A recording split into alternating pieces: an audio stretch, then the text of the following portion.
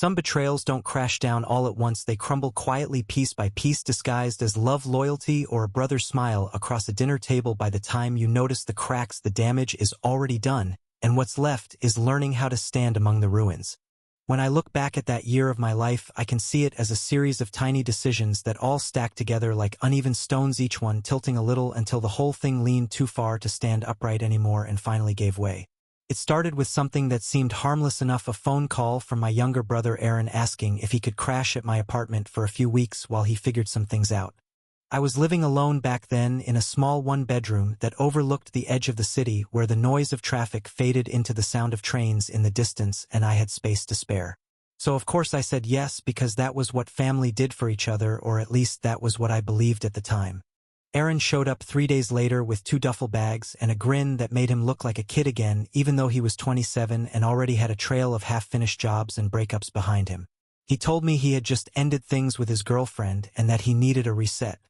I told him he was welcome for as long as he needed, but as he dropped his bags by the couch and looked around the room, I caught a flicker of something I could not quite name in his expression, something between curiosity and calculation, as if he were assessing what he could make of this new arrangement.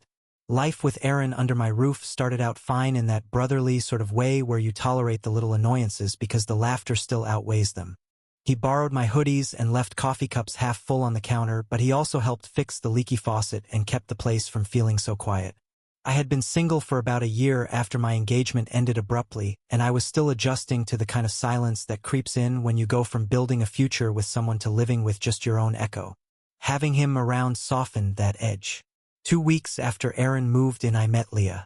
She worked at the bookstore down the street, the one I wandered into every Saturday to convince myself I was being productive by browsing philosophy titles I never actually read.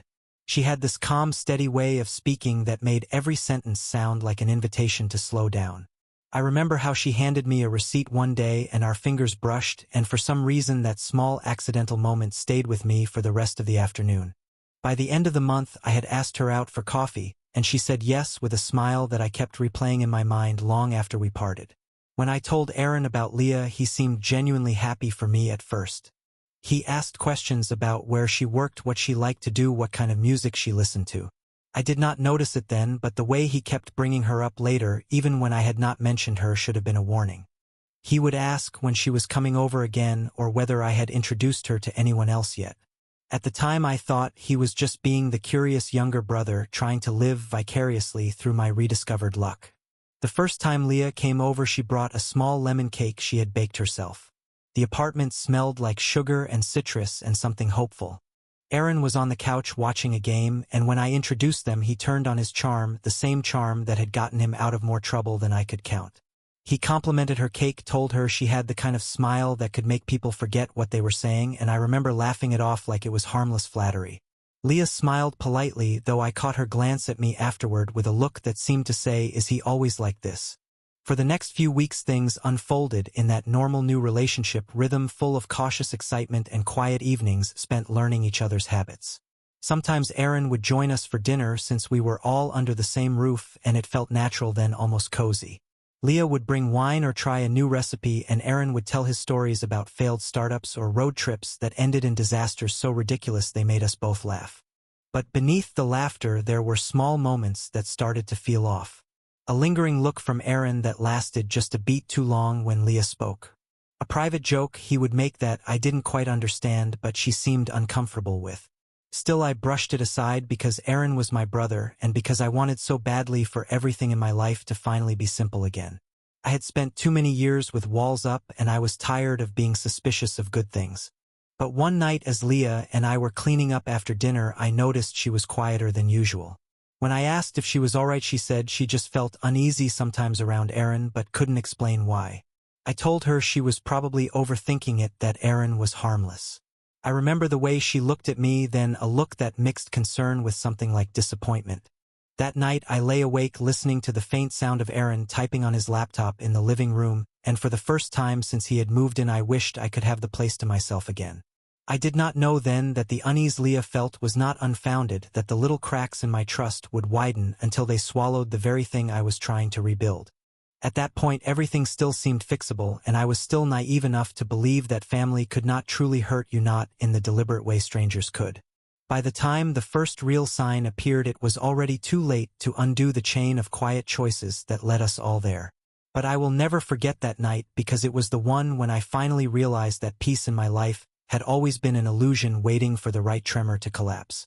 The first real sign arrived in a form so ordinary that I almost missed it entirely. A text message meant for someone else, or at least that was what I thought at first. It was a Thursday evening near the end of summer, and Leah had just left after dinner to catch an early morning meeting the next day. Aaron had been quieter than usual that night, though I chalked it up to him having another one of his restless moods that came and went like sudden storms. I was rinsing the dishes when I heard the soft buzz of a phone from the counter.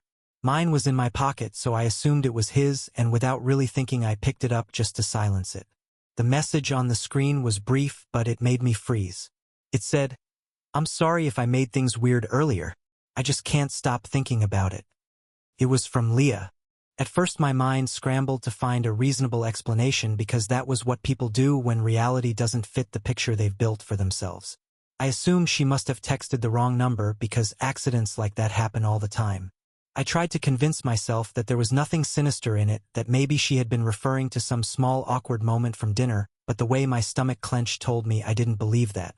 I set the phone back down and walked away before Aaron could notice I had seen it.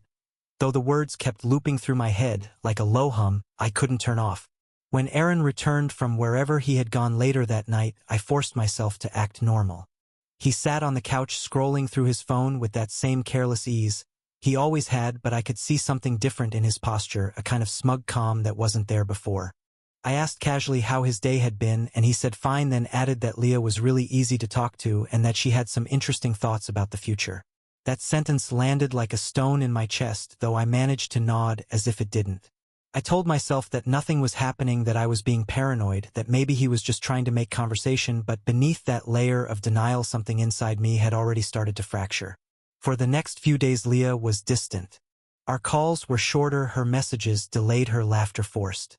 When we did meet, there was an invisible wall between us, one I could sense but not define. I asked her once if everything was all right, and she told me she was just overwhelmed with work. I wanted to believe her because believing her meant I didn't have to face the alternative. I tried to focus on other things, on my job, my friends, anything that could fill the growing hollow inside my chest, but nothing really worked. The air in the apartment felt heavier each day, and Aaron seemed to move through it with a lightness that made me uneasy. One evening I came home early from work, hoping to catch up on some reading before Leah stopped by. As I opened the door, I heard voices from inside, low and hurried. Aaron's laughter followed by Leah's voice, softer but unmistakable. My pulse quickened, though I couldn't make out their words. I stood there frozen by the door, not ready to face whatever truth waited on the other side. When I finally stepped in, they both turned toward me too quickly. Leah's face flushed with surprise, and Aaron's grin faltered just for a second before he greeted me like nothing was wrong. I asked what they were doing, and Leah said she had just dropped by to return a book I had lent her. The book lay untouched on the coffee table, its spine still uncracked. That night she left early, claiming she had another early meeting. I didn't ask questions because I already knew the answers, and asking them would make it real. Aaron didn't meet my eyes once after she walked out. Instead, he went to his room and closed the door, leaving me alone with the silence that felt louder than any argument could. I sat on the couch staring at that untouched book until the city outside grew quiet. I thought about the way my mother used to say that blood is thicker than water, that family always comes first no matter what. I wondered what she would have said if she had seen my brother sitting across from me that evening with guilt flickering in his eyes like a faint reflection of my own trust burning out. Over the next week, I moved through my days in a daze, pretending that everything was fine because I didn't yet know how to exist in a world where it wasn't. Leah and I still spoke, though her messages grew colder each time, until one night she stopped replying altogether. When I finally called her, she said she thought we should take a break. Her voice trembled slightly, but her words were practiced, as if she had rehearsed them with someone else. I asked her if there was someone else, and she hesitated for just a heartbeat before saying no. That hesitation was all the answer I needed. Aaron didn't mention her after that, though I could feel her presence in the apartment long after she stopped coming by. A faint trace of her perfume on a jacket that wasn't mine, a hairpin I found wedged under the couch cushions, a half-empty bottle of wine she had once brought over that vanished from the shelf without explanation. Every little thing felt like a quiet reminder of the line that had been crossed and the brother I no longer recognized. Still I said nothing. I told myself that silence was strength, that dignity meant refusing to give him the satisfaction of knowing he had broken me. I focused on small routines, cooking alone, taking long walks after dark, avoiding both their names in my thoughts. But denial is a fragile kind of armor, and sooner or later it cracks under its own weight. That crack came one rainy afternoon when Aaron left his phone on the table again, and another message lit up the screen. This time it wasn't accidental. It was from Leah, and it said, "I miss you already. Same time tomorrow." That was the moment the illusion finally shattered. There was no misunderstanding left, no room for doubt, no reason to keep pretending that this was anything but betrayal. I sat there staring at that message for a long time, listening to the sound of rain against the window and realizing that everything I had tried to rebuild had already crumbled long before I noticed. I wasn't angry yet, just hollow, the way you feel when you wake up from a dream that had been good until the very last second. And somewhere in that silence I began to wonder whether losing them both at once would hurt more or less than keeping them close and pretending I hadn't seen the truth staring back at me. I did not confront Aaron right away because I wanted to see what people looked like when they thought no one knew their secret. There is something revealing about the way guilt sits on a person's face when they believe they are unseen. It changes their posture, it changes the way their voice drags over a word.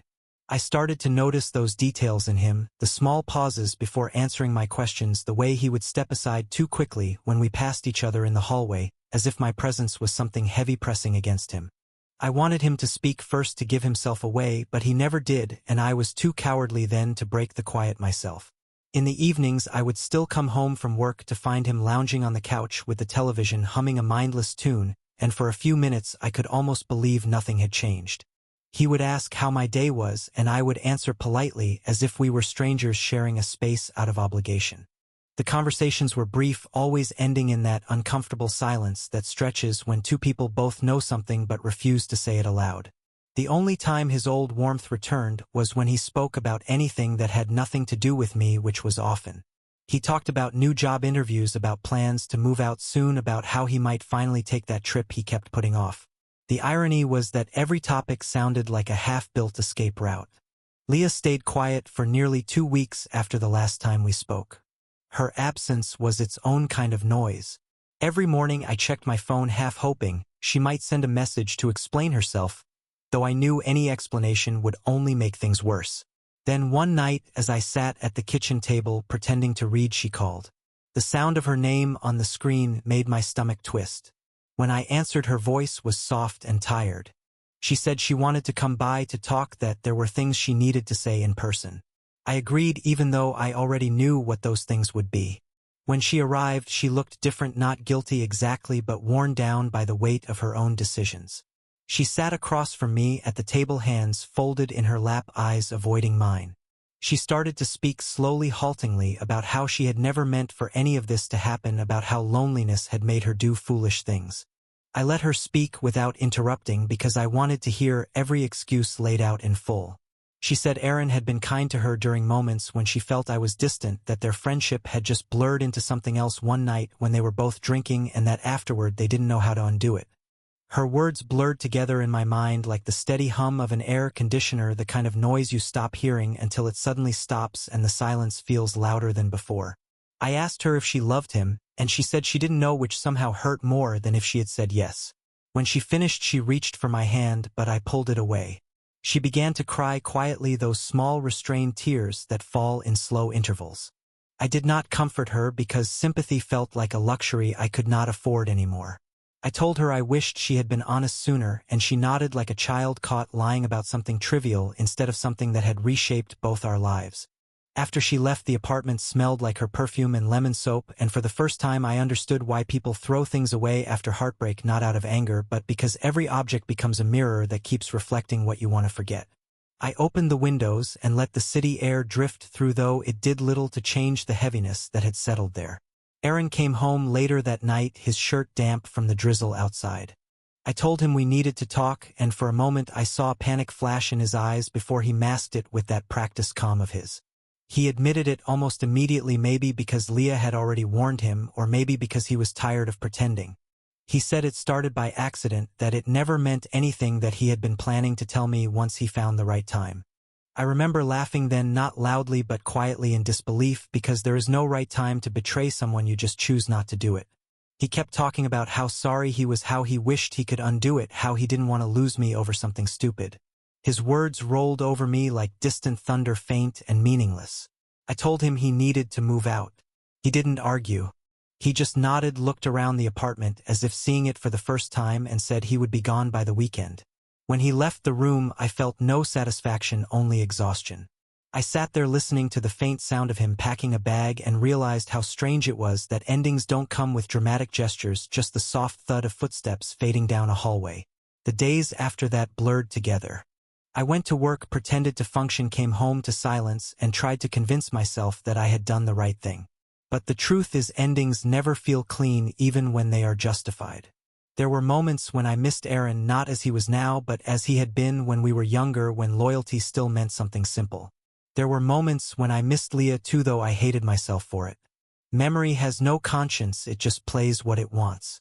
One night I dreamed that the three of us were back in that first week, when everything still felt easy and familiar. We were laughing about something small, the way people do when they have no idea what's coming. Then the laughter faded, and I woke up with the taste of loss in my mouth, so strong it felt physical. By the end of that month, Aaron had moved out completely and Leah had disappeared from my life entirely.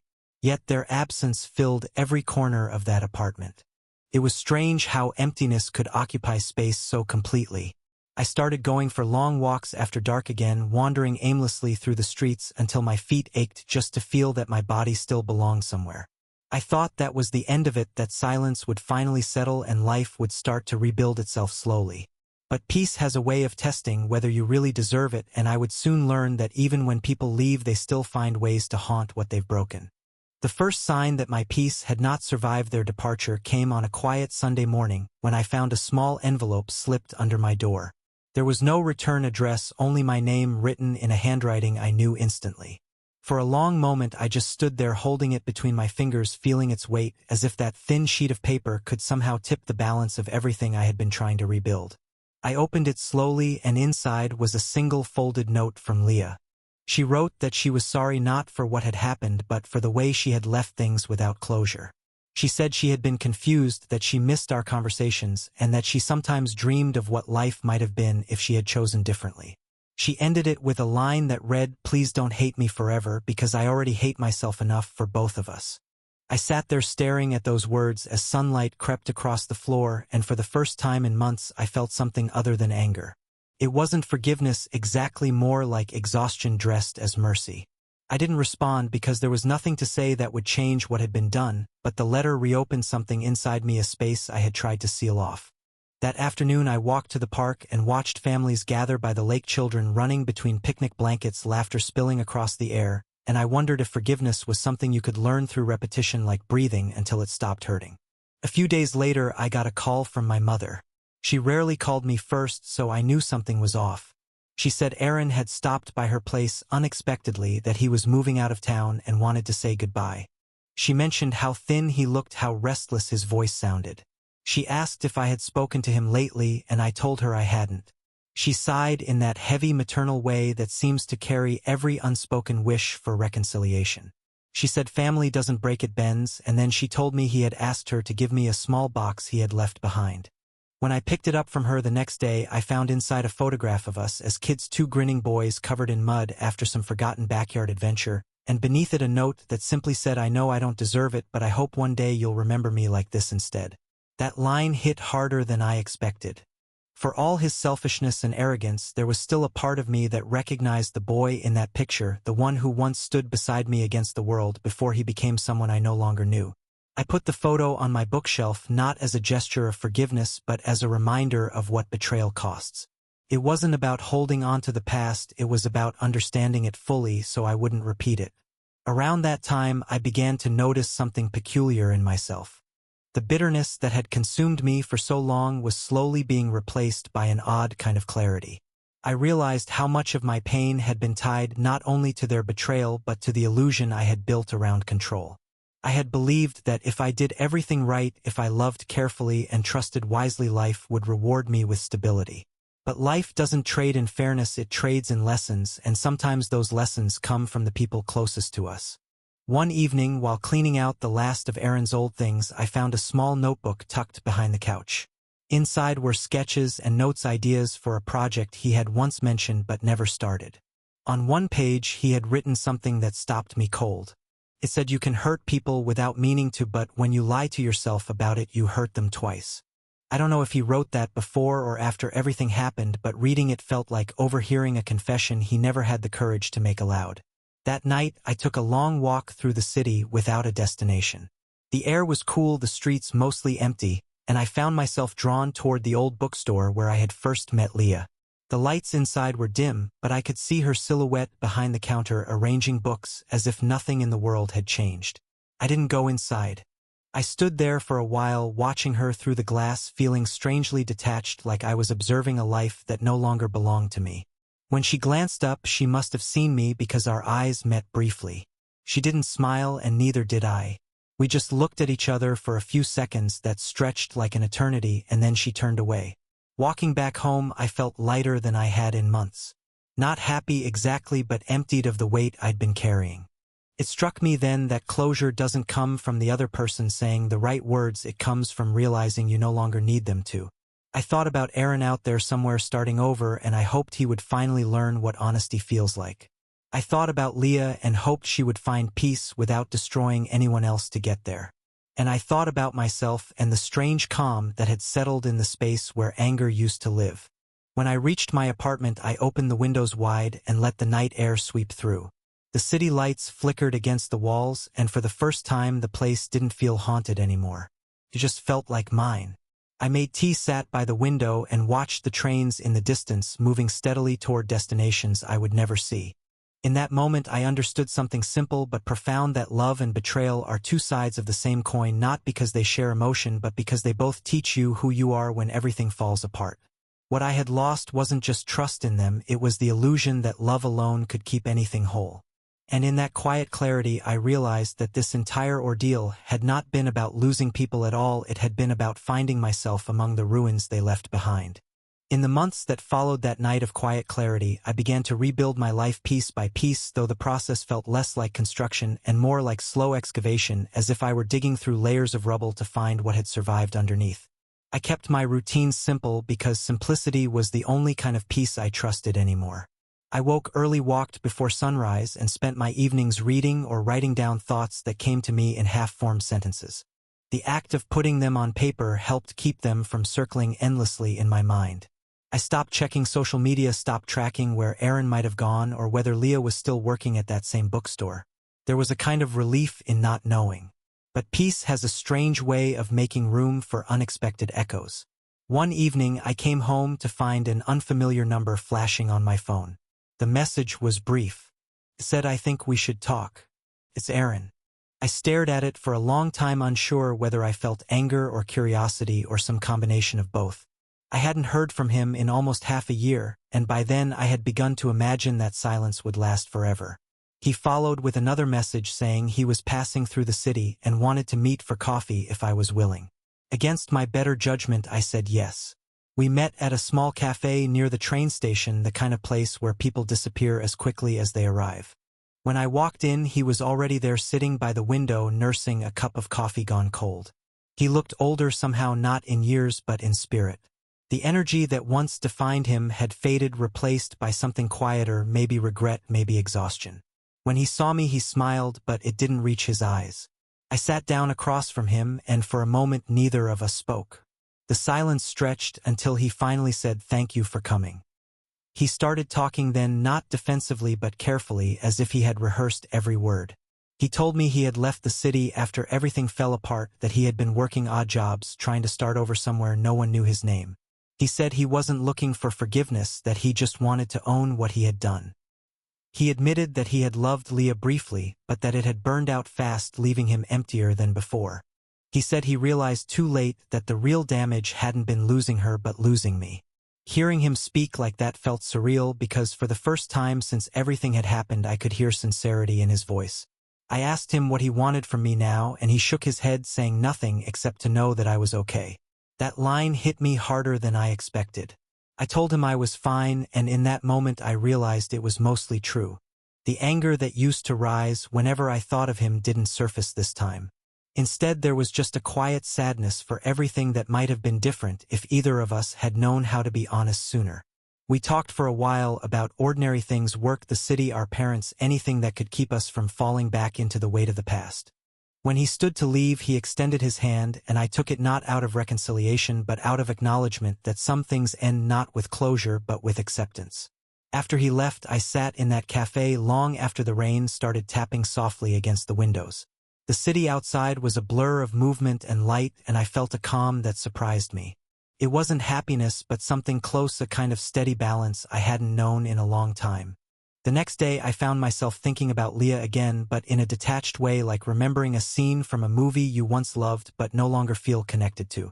I realized that forgiveness had arrived not through grand gestures but through time itself, quietly dulling the edges of everything sharp. I wrote her a short letter that I never intended to send. I wrote that I hoped she was safe, that I hoped she had learned something from all of it, and that I had too. Then I folded the letter and placed it in the back of my desk drawer, where it still sits like an unopened chapter that no longer needs to be read. Work began to feel meaningful again. Friends who had quietly drifted away during the chaos began to reappear. I even started talking to someone new, a woman named Elise who worked in the same building, though I kept it casual, not because I was afraid but because I had learned to move slowly. She had a calm laugh and a way of listening that reminded me what it was like to be seen without judgment. We met for coffee a few times, and when she asked about my family, I told her I had a brother I hadn't spoken to in a while, which technically was no longer true but felt accurate in spirit.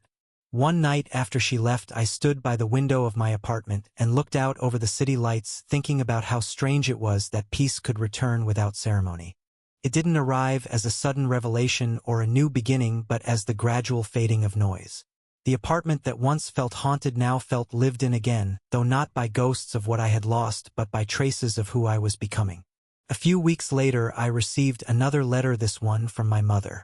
She wrote that Aaron had been visiting her regularly and seemed calmer these days. She said he talked about me often and that he was proud I had moved on.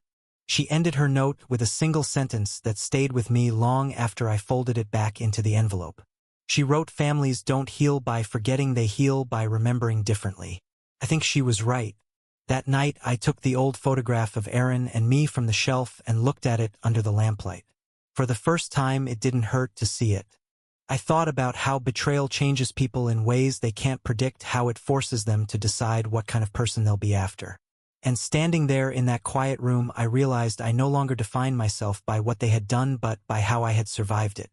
I placed the photograph back where it belonged, not as a scar but as a story, finished and filed away. Then I made tea, opened the window, and let the cool night air drift through, knowing that whatever came next would no longer be built on the fragile hope that people never fail you but on the steadier truth that even when they do, you can still choose who you become afterward. It has been almost a year since that final meeting with Aaron, and sometimes it still surprises me how ordinary life can become after something that once felt world-ending. The days no longer drag under the weight of old memories.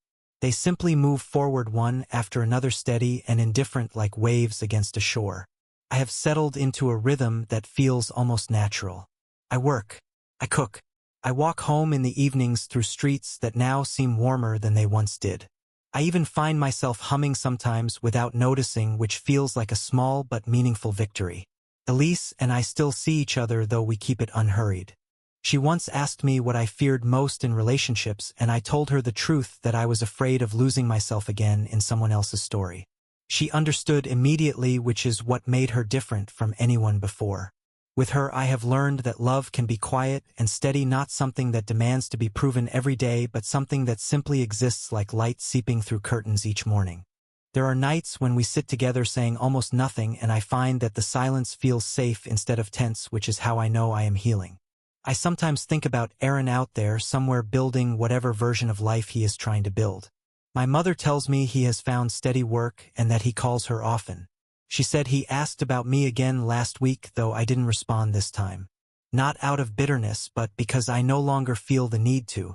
Some distances are meant to remain as they are. You can forgive someone without reopening the door you had to close in order to stay whole. One weekend in early spring, I decided to move to a new apartment across town. It wasn't about escaping old ghosts anymore, but about giving myself a fresh space without the weight of memory pressed into the walls. The new place sits above a small bakery, and every morning the smell of bread drifts through the windows before sunrise. The first night after moving in, I unpacked slowly, taking time with each box. When I reached the one that held Aaron's photograph and Leah's letter, I hesitated. For a moment I considered throwing them away, but then I realized they had become part of my story whether I liked it or not. So I placed them together in an old wooden box and slid it under the bed, not as something to revisit, but as something to acknowledge. Life in that new space began to unfold with surprising ease. The neighbors were kind, the streets quieter than I was used to. I started visiting the small park nearby on weekends, and sometimes I'd see families gathered by the lake the same way I had once watched from afar. This time I didn't feel detached or bitter. I just sat and let the sound of laughter mingle with the wind. It felt like living again instead of remembering. One afternoon, while sitting on a bench reading, I heard someone call my name. When I looked up, I saw Leah standing a few feet away holding a paper cup of coffee. For a moment it was as if time had folded back on itself. She looked older, more grounded, maybe softer. She smiled cautiously, as if unsure whether she was welcome in my line of sight. I nodded politely because there was no reason not to. She said she lived nearby now that she worked for a small publishing firm.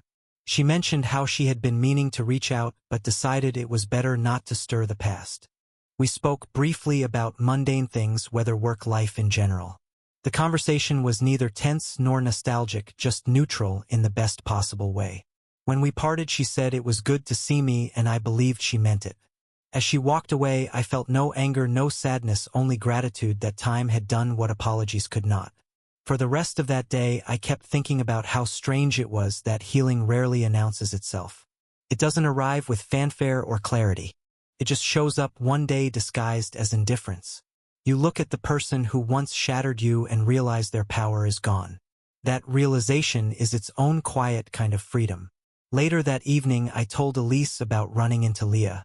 She listened carefully, her eyes calm and kind.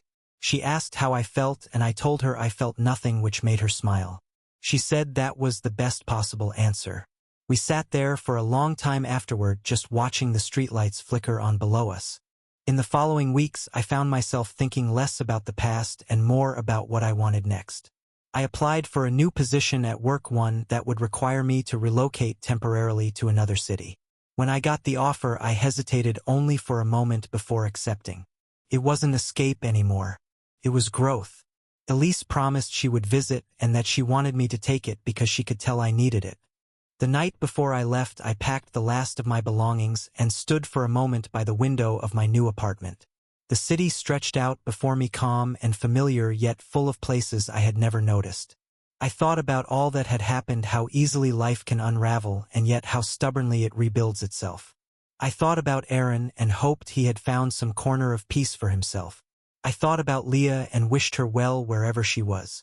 Then I thought about the version of myself who had once believed that betrayal meant the end of everything, and I felt a quiet compassion for him because he had been wrong. It wasn't the end. It was just the part where I began learning how to stand again. As the lights below flickered and the night wind drifted through the half-open window, I realized something I had been trying to understand for a long time. Moving on isn't about leaving things behind. It's about carrying them differently until they stop feeling like burdens and start feeling like lessons. The next morning I left before dawn, carrying only what I needed. The train pulled away from the station slowly, and as the city receded into the distance, I felt that same calm I had felt months ago when I finally forgave both of them in silence. For the first time in years, the road ahead felt wide open, and it was mine alone to walk. It has been nearly 3 years now since everything that happened, and I sometimes wonder whether memory itself changes shape over time, like glass softening under heat until the sharp edges dull into something smooth and harmless. I no longer carry the story as a wound. It sits quietly inside me like a small stone that has been polished by water until it feels almost weightless. When I think back to those days, they no longer sting. They just exist like old photographs slightly faded around the corners. The new city has become home in a way I never expected. It is quieter here, though not in a lonely way. The mornings start with the hum of bicycles on cobblestone and the smell of fresh bread from the bakery below my apartment. I've learned the names of the neighbors and they wave when I pass, though we rarely talk for long. I think we all understand that there is comfort in being known just enough but not too much. My work keeps me busy and sometimes I still travel back to the city where everything began, but I don't stay long. When I walk past the places that once held meaning, they feel smaller now, as if time itself has shrunk them down to scale. Elise and I have grown into something steady and real. We share a rhythm that doesn't demand constant reassurance. She knows about my past, though I never told her every detail because there is no need. Some truths lose their urgency once they've served their purpose.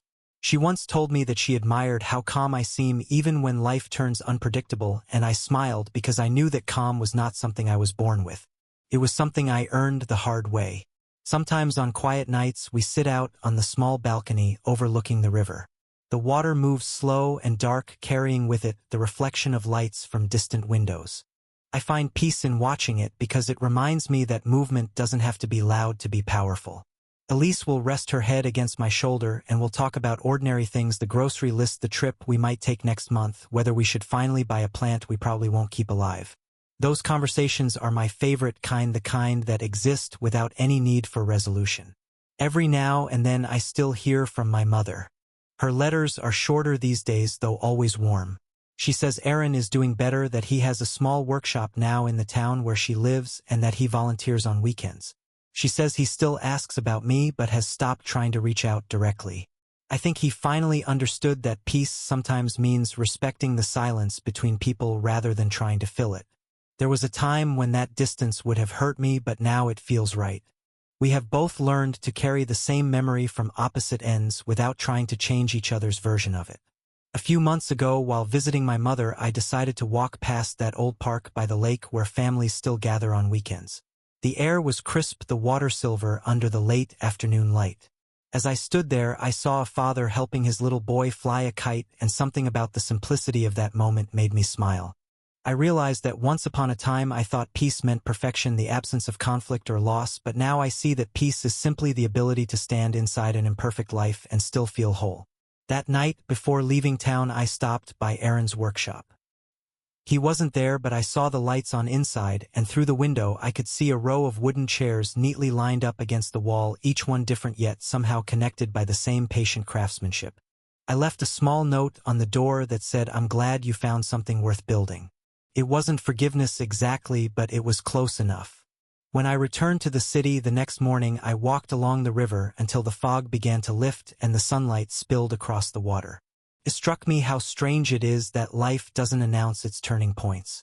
You never really know when healing has finished its work until one day you realize you're no longer waiting for anything to change. You just wake up, breathe the air around you, and notice it feels light again. I keep that photograph of Aaron and me on a shelf still. Sometimes I dust it without really thinking, and when I look at it now, I no longer see betrayal. I see two boys who had no idea what the world would demand of them. I feel compassion for both of them because they did the best they could with the understanding they had. If there is anything this story has taught me, it's that love in all its forms is never wasted, even when it breaks. It shapes you into someone capable of more patience, more clarity, and more grace than you ever thought possible. The hurt fades, but the understanding remains, and that understanding becomes the quiet foundation of everything that comes after. So when people ask me now if I have forgiven them, I tell them forgiveness was never the right word. It was acceptance, the simple act of saying, yes, this happened and I am still here. That is enough. And as I sit here tonight with the window open to the sound of the city and the scent of rain drifting in, I realize that survival isn't always loud or heroic. Sometimes it's just this, the gentle certainty that no matter what has been lost, life continues to unfold, and that somehow against all odds you have learned how to meet it with an open heart again.